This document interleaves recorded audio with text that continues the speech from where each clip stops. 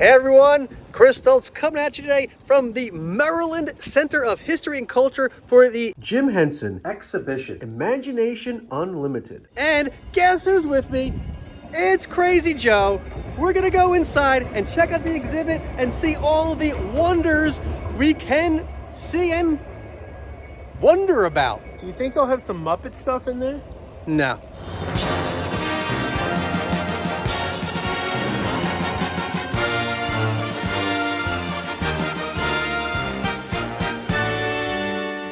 We're going to follow Henson's footsteps and check out the Jim Henson exhibit, Imagination Unlimited. Welcome to the lovers and dreamers. Here we go. Let's check it out. So here we are, the Maryland Center for History and Culture, and today the M in Maryland stands for Muppets. We're going inside.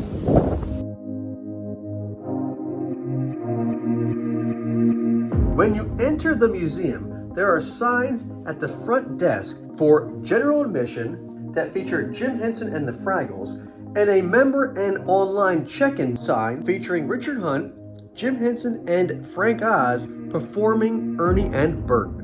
There's also this really cool exclusive t-shirt, and we hear that this is a limited run, so we're gonna check the gift shop out before we even hit an exhibit to get all the merch that may be gone by the time we get out.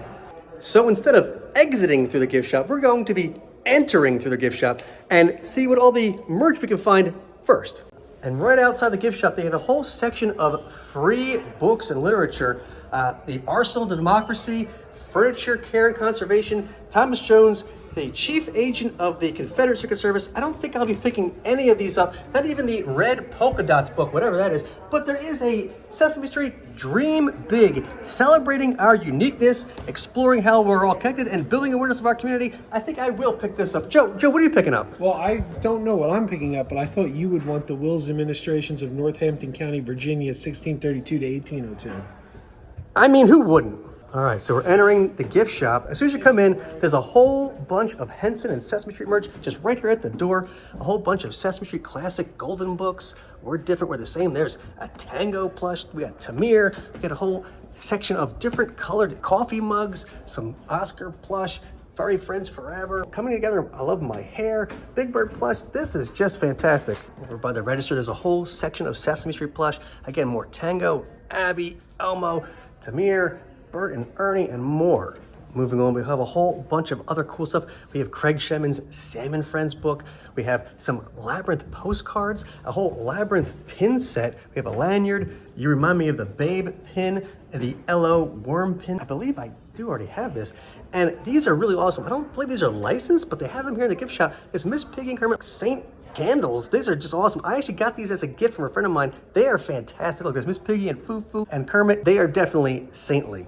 Here we have a whole section of dark crystal stuff. Here's a whole bunch of buttons. There's a dark crystal puzzle, a bunch of dark crystal mugs. Look at this one. Have a fizz-tastic birthday. I'm Skexy and I know it. The dark crystal poster.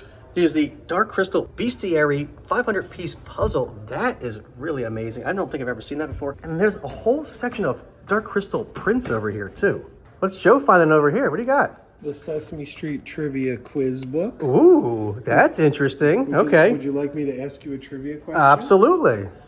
During one of the sketches of Sesame Street, this purple-skinned, monocle-wearing vampire with pointy ears and a beaked nose lies in bed in his leopard skin pajamas and sings of how depressed and frustrated he is that there's nothing to count until he realizes he can imagine birdies and tubby elephants to count. What is the name of the character who's obsessed with counting? The Amazing Mumford. Yip Yip Monster. Harry Monster. You were right, it's the Amazing Mumford. Just kidding. You can always count on us to get it wrong. We all know it's Harry. One bad joke. Telly. It's Telly Monster. Two bad jokes. I love it. Here's another section of Labyrinth and Dark Crystal stuff. We have the Labyrinth Ultimate Visual History, Labyrinth buttons, the Labyrinth Tarot and Guidebook set. Ooh, that's interesting. And a whole bunch of dark crystal magnets, including one of a mystic in the middle of dream fasting. All right, so here we have Jim Henson and Philosophy, Imagination, and the Magic of Mayhem, Sesame Street and the Reform of Children's Television, the Sesame Street dictionary. We have some Elmo and Cookie Monster plush. I don't know what this one says. Elmo, pregunta por qué, mi primera encyclopedia. I guess that's a Spanish encyclopedia. We have the Sesame Street count-a-block, the Count, who we know loves to count, right? Muppets Mad Libs, Gonger, Cookie Monster's foodie truck. The monster at the end of this book, we have an Abby Cadabby It's Magic pennant. Over here, we have Everything is Magic If You See It That Way Fraggle Rock mug. Ooh, Jim Henson. Okay, say it with me now, folks. Cineasta y Teatro de los Muppets. I don't know how to say it, so I don't speak Spanish, but I think it's a biography of Jim Henson in Spanish. That is really neat.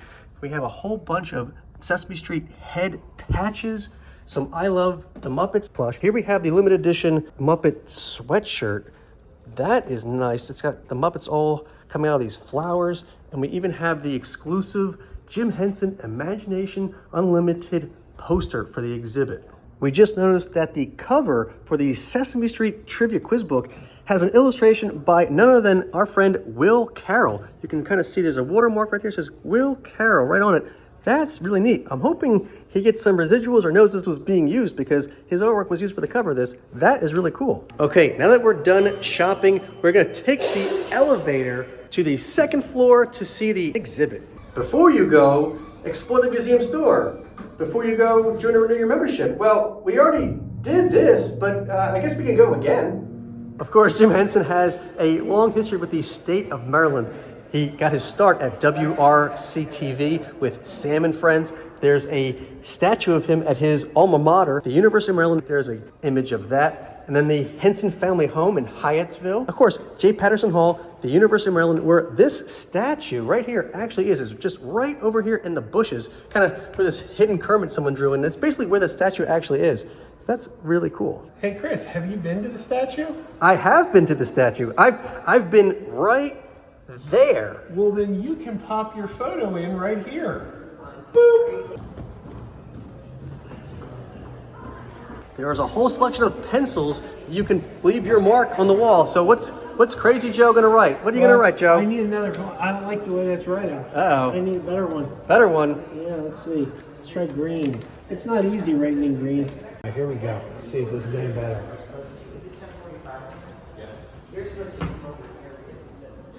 Fail. I don't think this one's gonna work. Look at this. Nah, this one's... Yeah, I think these are pretty much dead. I don't know what your problem is, because mine worked, and I left my mark. It says the MuppetStuff blog, which you should be following to watch this video. Take 3. Here we go. Krazy Joe was here. Yeah, you can barely see it. All right, so after multiple attempts to get his moniker up here, Krazy Joe was officially here, and you can see that he definitely was there, if you could see it, because it is literally at the tippy top of this whole thing. I was here. The sign says it, so it must be true. Okay, so now we're finally in the exhibition.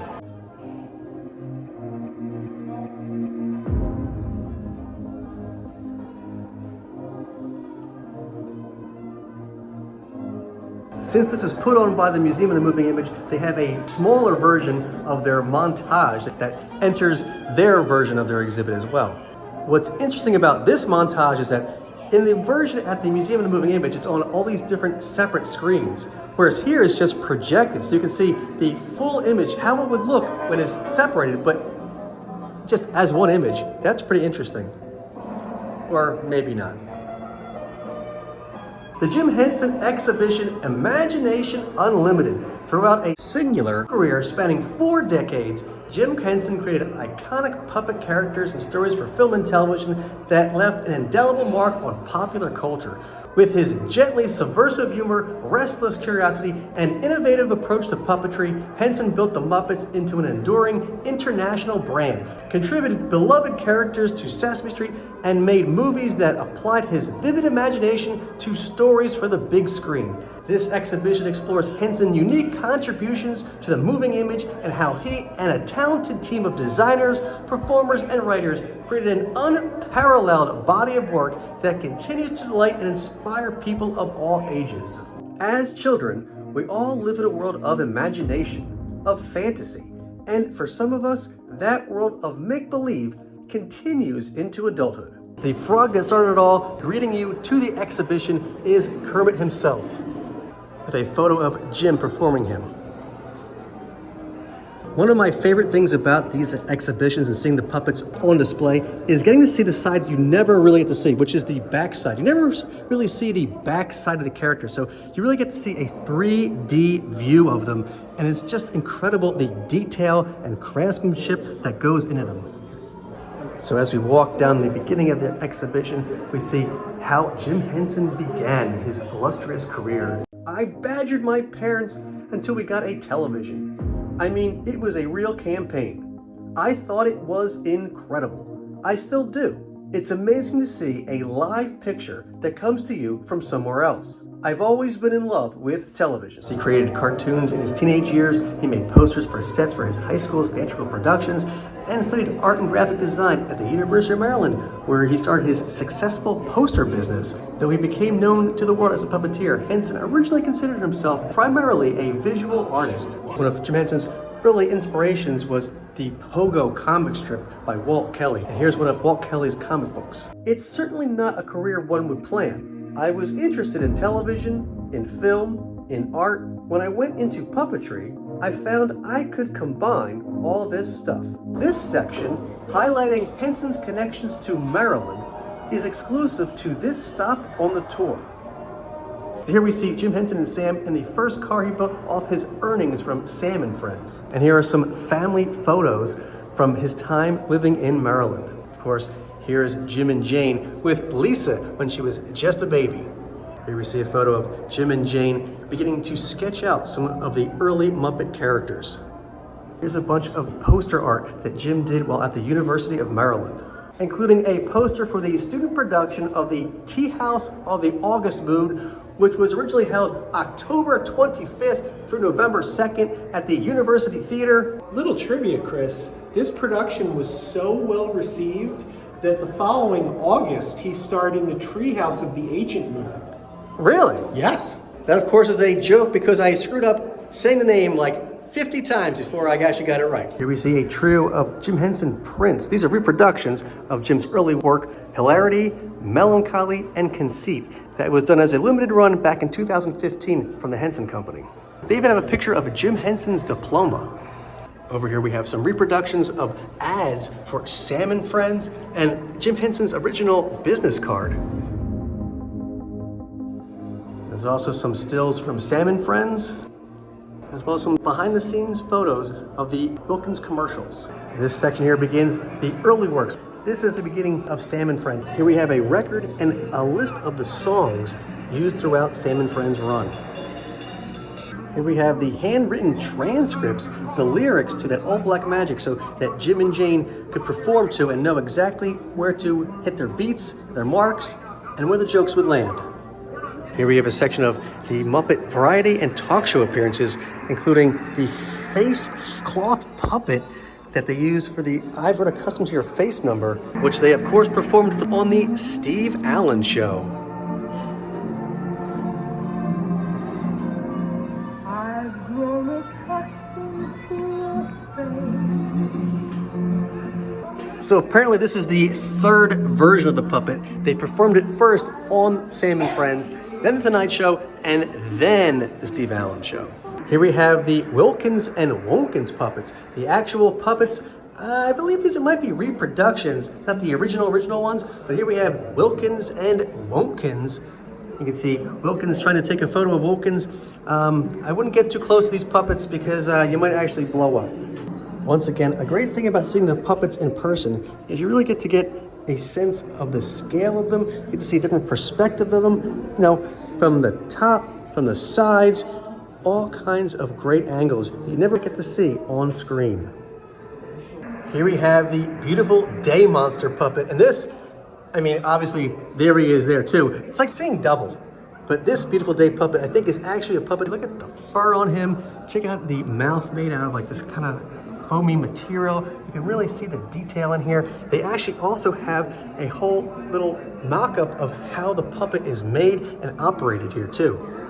Originally built in 1966 for an unaired commercial for the General Mills snack food, Wheels, Flutes, and Crowns. In 1969, Beautiful Day appeared in a sketch on the Ed Sullivan Show where it unsuccessfully attempts to ruin a little girl's beautiful day. Performer and puppet builder John Lovelady remade the puppet in 1976 with slight modifications for use in the Muppet Show. In this area here, you can perform your own puppet and see how it's like to be a Muppet performer. I really like these puppets too. Yeah, great Muppety eyes. Stop staring at my eyes. Uh-oh. Joe's got a puppet. It's all downhill from here.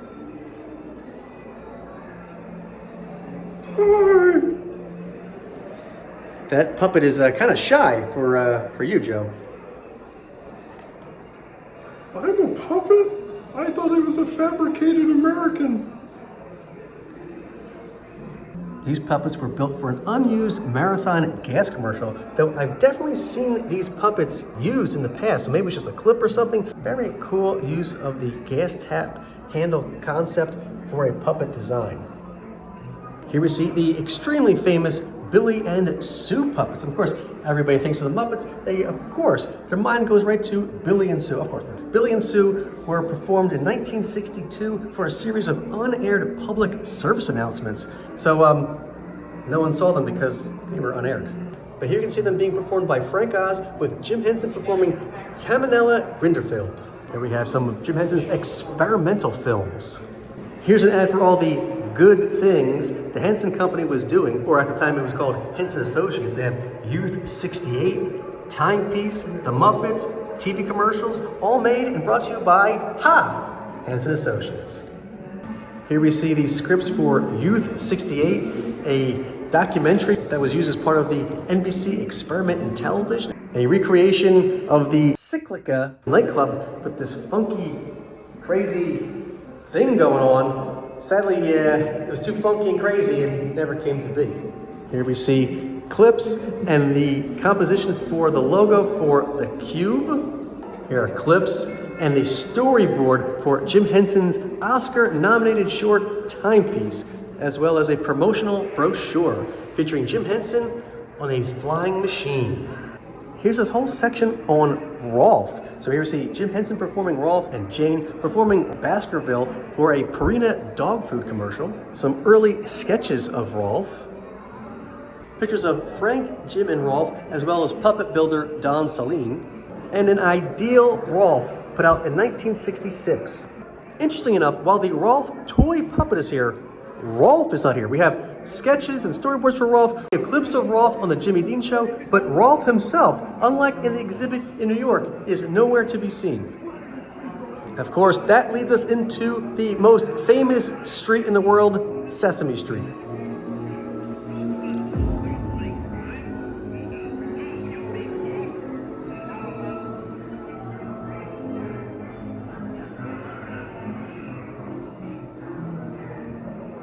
Which, of course, we all know the most famous Sesame Street character of all was Rolf, which is why he leads right into the Sesame Street exhibit.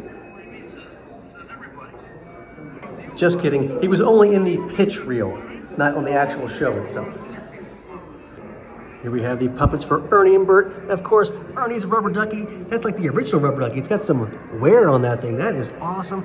Look at these guys, best friends forever, encased in glass for all time. Gotta love Bert and Ernie, the dynamic duo of Sesame Street fame. Joe, do you think the nose comes off of this one? I don't know. I can't tell. Probably comes off. And over here we have Grover. Now, we were talking about this. I think this Grover is a photo mock-up and not an actual puppet, right? We're pretty sure this Grover is not legit of a puppet. We think this is a photo mock-up. There's nowhere to give them the proctological. Yeah, so this Grover is probably a photo replica and not a full-on puppet, but it's still really great to see even this much of Grover. It's so cool. Grover's always been one of my favorite characters. He's everybody's favorite. Your old pal, lovable Grover. I mean, how could you not? Of course, it is I, or he, the Count. Check out the Count, that monocle. He is just incredible. I love the cape. I've always loved the inside of his cape. Look at this, the paisley pattern that's in there. That is wild. You really get to see the detail in the eyes. Look at his eyebrows and his hair. Awesome to see the Count here.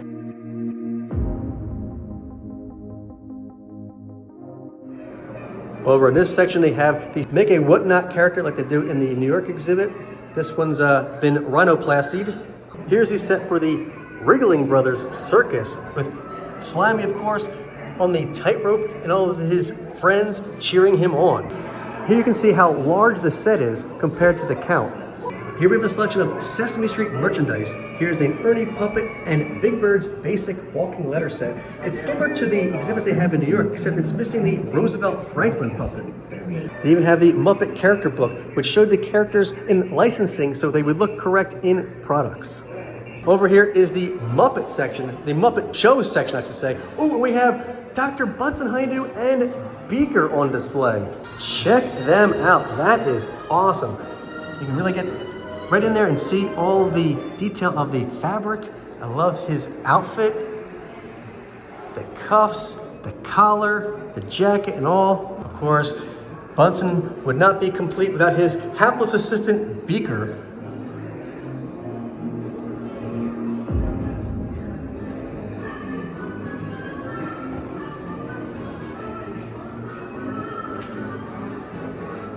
And over here we have Scooter giving us all the thumbs up that everything is A-okay. We're 15 seconds to curtain and we are already on. We are set. Check out the boots on him. I remember the doll of him had these crazy rubber boots that you could just whack the hell out of somebody with. They were nuts. Glad to see Scooter has maintained his boots in this exhibit. He's checking out Bunsen and Beaker over there. You'll notice the back of his jacket does not have the Muppet Show logo. I wonder why that is. And right next to Scooter is every episode of the Muppet Show running concurrently. And unlike in the Museum of the Moving Image in New York, they don't have Statler and Waldorf stuck watching them, but instead they have the Country Trio here, which of course is the puppet versions of Jim Henson, Frank Oz, and Jerry Nelson. That is just amazing to see. If you're not familiar with the Country Trio, they sang and performed a few songs on the Muppet Show, including Tomorrow. Let's check out the costumes on these guys. So here we have Jim Henson in his cowboy outfit, which is kind of the outfits he actually wore in real life. We have Frank Oz for when his hair was reddish orange and, you know, he actually had hair, and he wore these kind of funky ruffled vests. Jerry Nelson in his cool hippie outfit. And once again, because the puppets are here and we can get a different angle, we can actually go around and see the backs, which you never get to see on screen. I mean, check out this vest. That is just incredible. That is so cool.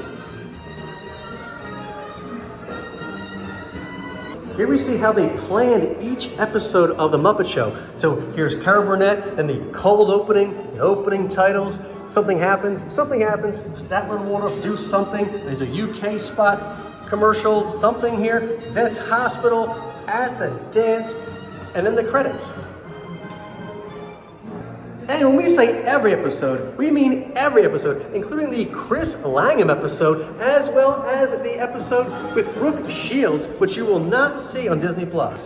Here we have Muppets on the big screen, celebrating the Muppets theatrical features. Right, so Joe, we have the theatrical posters here for the Muppet movie, the Muppets Take Manhattan, and the Great Muppet Caper. Man, some of these have seen better days. This one's a little used and abused, but that's very, very cool. Well, why aren't they in order? Like, this should be on the end and the caper should be in the middle. You know what that is, Joe? That's the real Great Muppet Caper. Here we have Miss Piggy's gloves, complete with a sparkling ring, a 1983 Miss Piggy calendar and her guide to life, a copy of the Muppets Take Manhattan comic book, and puppet versions of Baby Piggy and Baby Fozzie from the Muppets Take Manhattan. Let's get in real close and check out Fozzie's beanie hat, his onesie.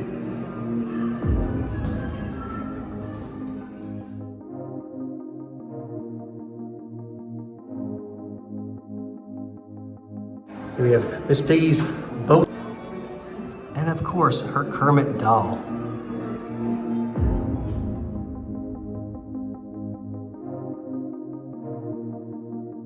I think we figured out why the Muppets take Manhattan poster is there. It's so they get this shot of Baby Piggy and Baby Fozzie with the poster in the background. So I think we solved it. My mind is blown. Interestingly enough, these are not the actual puppets. These are the photo puppets. And on this display, it actually tells you that. Whereas others in this exhibit say that they are the puppets. So that's interesting that they actually denote that these are not the actual puppets used in the film, but photo puppets used for stills and other publicity photos. They even have a couple cells from the animated Muppet Babies series. And storyboards for the bicycle sequence in The Great Muppet Caper.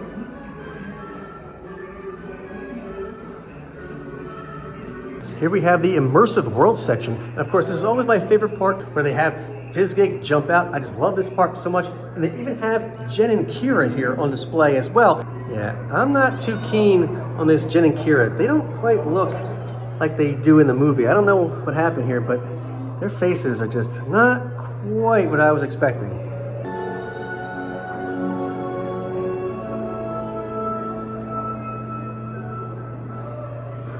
This is cool. They don't have this in New York. These are the props from the Dark Crystal, including the Skeksis tableware, a vase for Gelfling essence, and the Podlings instruments.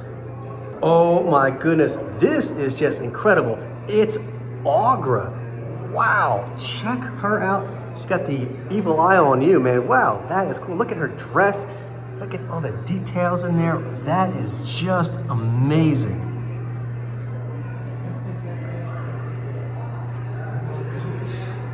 I bet Aughra spent a lot of money on that dress. You know, she's bougie. Bougie, bougie, bougie. That's what they call her. Bougie Aughra. With the booty. Aughra with the booty. Bougie Aughra with the booty. If you've seen my videos, you know that I love international versions. So here we have some international tie-ins from the Dark Crystal. So we have, this one's like Ukraina special. I'm not sure, that looks, probably it's from, I'm not sure what, I think this is from Italy. Crystal Obscuro, I think that might be Spanish or something. We have Der Dunkel Crystal, I believe that's the German version. I think this one's either Japanese or Chinese. And we have the Grand Prix du Festival d'Avora in 1983. That might be from France, maybe? That's cool. I just love the international versions of all this cool Jim Henson stuff. Then we get into the world of Fraggle Rock. Putting some sketches by Michael K. Frith. An illustration showing how the Fraggles were operated. And some Fraggles themselves, including Red and Wembley. Wow, check out Red Fraggle here. Love the pom-pom hair. She is just fantastic. And we got Wembley Fraggle and even Steve Whitmire's original headset. And I've always loved Wembley's palm tree t-shirt. Wonder who his tailor is. And again, because the puppets are here, you can really get close and see all the awesome detail you don't quite see on the screen.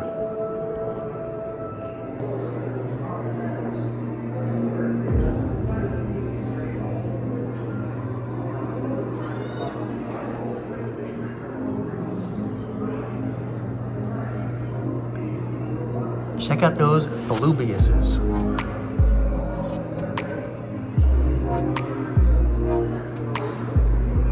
It's such a missed opportunity. I mean, Joe, wouldn't you wear Wembley's shirt? I mean, like that shirt. Wouldn't you wear one of those palm tree shirts? I think It's a little small for me. I mean, He's a lot shorter. I mean, if they made it in your size, would you sport a palm tree shirt like that? Oh, yeah. Right. I mean, Absolutely. totally. I would too, and I would maybe even trade a baby for it. Moving on to the world of Labyrinth, we have Sarah's toys from her bedroom. So we have the fiery Ludo, of course, Lancelot, and the Goblin King as seen in the intro to the movie. And once again, because they are actually here, you can get angles and details you cannot see in the film. This is neat. the costumes from the ballroom scene. Oh, not that's the actual ballroom scene.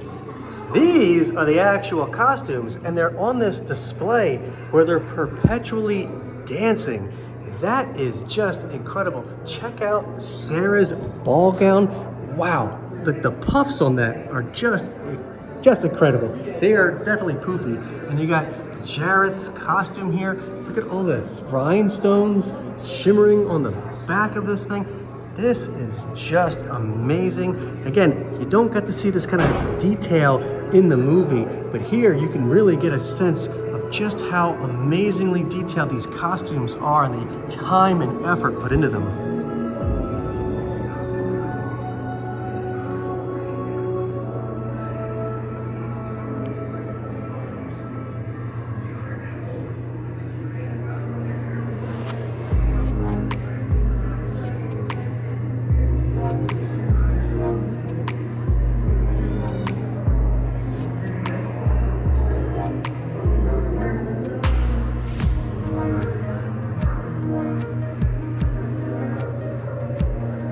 We have the original Labyrinth one-sheet poster.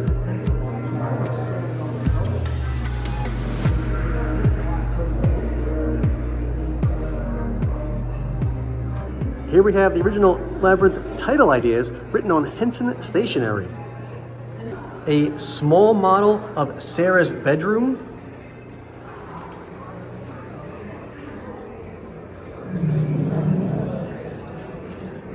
And a sketch of the bedroom nursery, where of course Jareth the Goblin King comes through that window. Toby gets stolen from that bed to the closet. That's where the goblins are hiding, ready to take him away.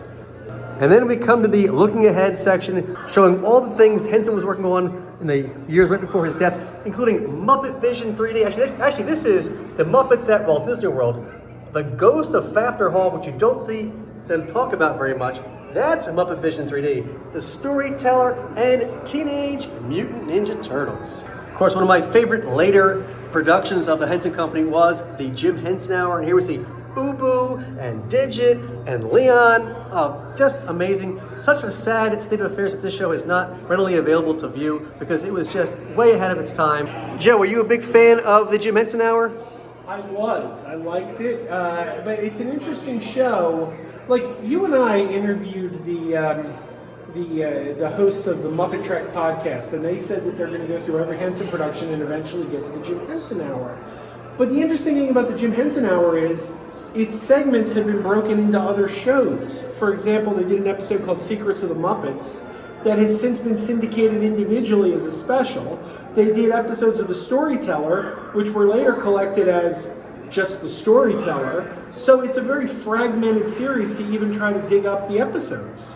Additionally, in other countries, it's actually packaged as the Jim Henson Show and added to the Muppet Show, the Muppets Tonight, and the Muppet television segments from the Jim Henson Hour, now titled the Jim Henson Show, get aired with that as well. So it's, like you said, it is very fragmented. It's just bizarre how they broke it all up, and different companies now own different things. It's a shame. That's the question. If Disney owns the Muppet characters, and the Muppet characters appeared on the Jim Henson Hour, but the Henson Company still owns the Storyteller, and that was also on the Jim Henson Hour, who owns the Jim Henson Hour? Everybody owns the Jim Henson Hour. It's for everybody. Everybody should own it. Everybody should watch it. It's a shame that we can't. We own it right here. In our hearts. Here we see behind-the-scenes footage of the making of the Song of the Cloud Forest, excerpts from Dog City, and even clips from the Ghost of Fafter Hall, which the Henson Company basically just disavowed for many years. So it's great to see the Ghost of Fafter Hall represented. And even behind-the-scenes footage of Muppet Vision 3D.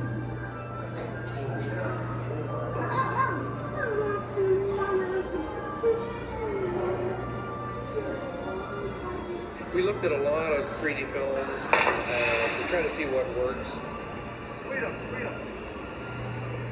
When we originally set up to do this, what we wanted to do was try to figure out all the 3D gimmicks that you can do,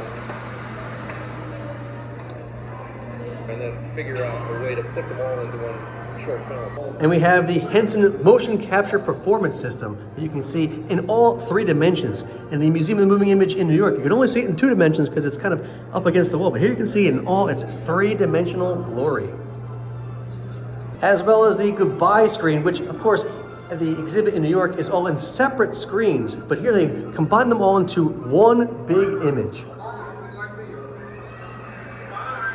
They even have this interesting little panel here showcasing all the different entities that own the characters. So you have the Jim Henson Company, and you have Farscape, Puppet Up, Dinosaur Train, Pajaminals. You have Sesame Street, which owns all the Sesame Street characters all throughout the world. And you have Disney that owns the Muppets. So just as we entered, so we leave, with Kermit waving goodbye to us. Of course, here are the credits. So let's take a moment to acknowledge everyone that worked on the exhibit.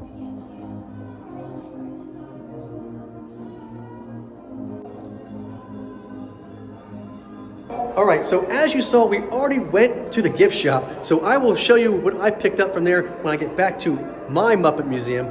But in the interim, let's say goodbye to Krazy Joe. We want to thank him for coming with us to check out the museum. And we want to thank the Maryland Museum for History and Culture for hosting the Jim Henson exhibit here. It's been fantastic. All right, so now I am back here, obviously, in the MuppetStuff Museum. So let me show what I picked up. As you saw, they had some free books at the entrance to the gift shop, and I picked up this free Dream Big Sesame Street PNC Bank pamphlet. It's both in English and in Spanish. I guess it's kind of interesting that they were giving these away for free because you can get them from PNC Bank for free anyway, but free is free. And speaking of Spanish items, but not for free, I did purchase this Jim Henson Cineasta y Titarino de los Muppets. I know I probably said that horribly. I do not speak Spanish. I took Spanish in high school and I failed miserably. But anyway, this is a Spanish book all about Jim Henson. It's kind of interesting because it's not very in-depth, for sure. It's only about 24 pages, and each page has very little information on it. It's a giant picture on one side and some information on the other. I would read this to you if I spoke Spanish, and it would take me probably less than a minute and a half. Sadly, it just doesn't have a whole lot of information. There's nothing about Fraggle Rock in here, Labyrinth, or the Dark Crystal. It's strictly all about the Muppets. It talks about Jim Henson growing up, creating Sam and Friends, forming the puppet troupe known as the Muppets, creating the characters for Sesame Street, creating the Muppet Show in 1976, and then sadly dying in 1990. And they used a picture, which as you can see, features characters from Fraggle Rock, which they did not mention at all. There's even a timeline that tells you he was born, he worked on Sesame Street, he created the Muppets, he created the Muppet Show, and then he died. I know it's for kids, but I kind of wish there was just a little bit more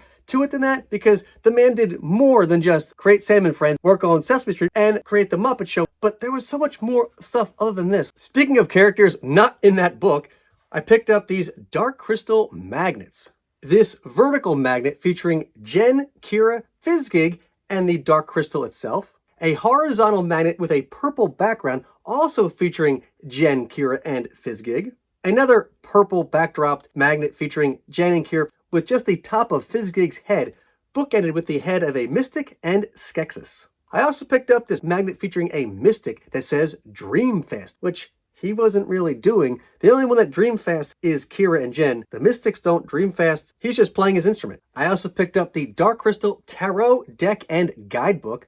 Let the wonder of Jim Henson's classic, The Dark Crystal, guide you through your tarot practice with this official card deck and guidebook. Illustrated by world-renowned artist Thomas Heho, this beautiful deck features enchanting, all-new illustrations of Jim Henson's iconic characters and creatures, including Jen, Kira, Augra, and Fizzgig, offering an accessible entry point for anyone new to tarot, as well as a rewarding experience for longtime practitioners. This deck and guidebook set is a must-have for any fan of the Dark Crystal. And since I am a fan of the Dark Crystal, it was a must-have. As you saw, they also had a whole bunch of buttons for the Dark Crystal and Labyrinth, so I picked up this Hello Worm button, another Hello Worm button that doesn't say hello, it says nothing, but that's close enough. This one that says, things are not always what they seem. This one featuring Sir Didymus with the saying, no one shall pass. This one featuring Jareth saying, just fear me, love me, do as I say, and I will be your slave. I'm pretty sure that's not how slavery works,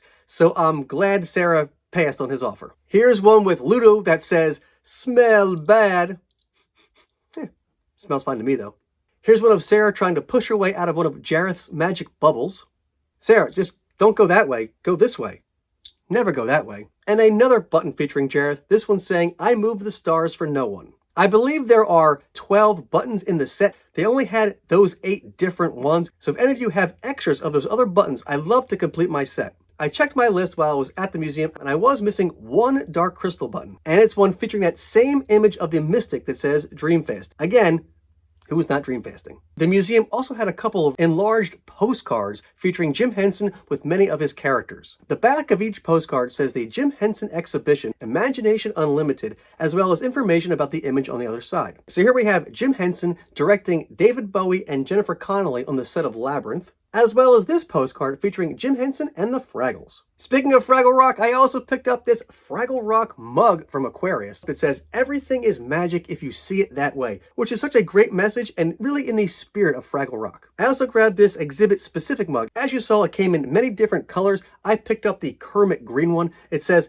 the Jim Henson Exhibition, Imagination Unlimited on one side, while on the other side it has the logo and information for the Maryland Center for History and Culture, the dates of the exhibit, which were May 26th through December 30th, 2023, and that the exhibition was organized by Museum of the Moving Image. Before we even got into the exhibit, there was a display featuring merchandise that you could pick up in the store, where I spotted this Gonzo patch. Unfortunately, when I went into the store itself, I could not find it anywhere. So I asked the woman if I could buy the one in the display, which she said I could. So here's the Gonzo patch right from the display. I just love the design of it. He's like in mid-flight, like he just got shot out of a cannon. He is just in mid-air, like only a true daredevil Gonzo should be. The forced perspective is great. His hands are out, his feet are way back. It's a really great image that you don't see a lot of on merch, so happy to pick it up. Because they saw me buying so much stuff, they knew that I was such a fan, they actually gave me these next few items, including this patch of Fozzie Bear pondering his next awful joke, patches featuring the heads of Zoe, Rosita, Oscar the Grouch, Elmo, and Cookie Monster. But that's not the only gift they gave me. They also gave me this vintage Tickle Me Elmo doll, still in the box. Yes, the box has seen some wear. It's not in super minty condition. But yes, they gave me this still in box vintage Tickle Me Elmo. Apparently someone donated it to the museum and they didn't really have a place for it. Like, oh, somebody that's a big fan, we will just give it to them and pass it along. And that's what they did. They passed it along to me. And so I'm going to pass it along to one of you guys as well. This is going to be up for a contest or something. I have not yet decided, but I'm going to pass it along to a fan that has been looking for a vintage Tickle Me Elmo. This is the first one they ever made. Yes, it was this toy that created all the madness back in the 90s, and we're going to create some more madness. Comment down below and let me know how I should pass it forward to another fan who has some extra batteries, because these vintage batteries have died. Even though it was a few months before the exhibit was closing, they were running out of merchandise like crazy. In fact, I went to buy a poster of the exhibit and they were completely out. But they said I could have the display model. But because someone had put all these price tags on it and it had some kind of like little rips to it, they actually gave it to me for free. This poster is just fantastic. I love how all the characters are just popping out of Henson's brain. You have Kermit and Miss Piggy, you have the Fraggles, you have Jen and Kier from the Dark Crystal. It's just a great way to really visualize all the characters and creativity stemming from Henson's mind. So if she's watching, I want to thank that wonderful woman at the gift shop once again for giving me all these wonderful items. On the way home from the museum, Krazy Joe and I stopped at a place called Random Treasures, which is a great vintage toy store about 20 minutes outside of Baltimore. While they didn't have a whole lot of Muppet stuff, I did pick up one very interesting item, which was this Hot Topic exclusive Funko Pop of Jareth. Now, I actually already had one of these in my collection, but as you can see, it is signed. Krazy Joe and I could not figure out who the signature was, so we asked at the counter, and they told us it was from Gates McFadden, who you may recognize as Beverly Crusher from Star Trek The Next Generation. Yes, Gates McFadden was the choreographer on Labyrinth and The Muppets Take Manhattan. She signed this as Gates McFadden, aka Cheryl, because she didn't go by Gates back then, so she's credited as Cheryl in those movies, so that's why it says Cheryl. So interesting. Alright, well, that's gonna do it for this video. Please be sure to like and subscribe. Please leave a comment down below and let me know what your favorite item from this video was. Please be sure to follow us on all our social media channels, and I'll see you next time.